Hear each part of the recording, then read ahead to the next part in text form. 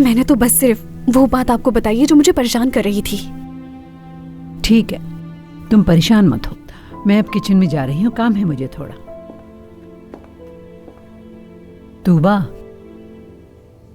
नसरीन के अंदर इतनी हिम्मत नहीं, और मुझे लगता है कि वो कुछ भी कर सकती है।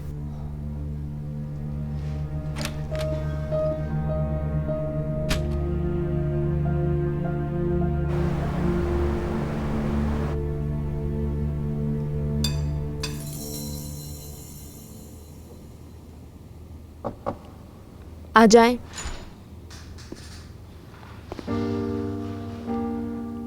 अंदर आ जाऊं मैं? हाँ आ जाओ। अच्छी लग रही हो। शुक्रिया। बैरन, डाइट पर हो क्या? नहीं, वो मुझे ज्यादा भूख नहीं थी तो इसलिए कुछ हल्का खा रही थी मैं। बैरन, कल जो कुछ हुआ उसके लिए माफी चाहता हूँ। माफी मांगने की कोई जरूरत नहीं हारी। गलती तो सिर्फ मेरी थी, दूर रहना चाहिए था मुझे तुमसे। क्यों तुम मुझे इतना शर्मिंदा कर रही हो बैरन? मानता हूँ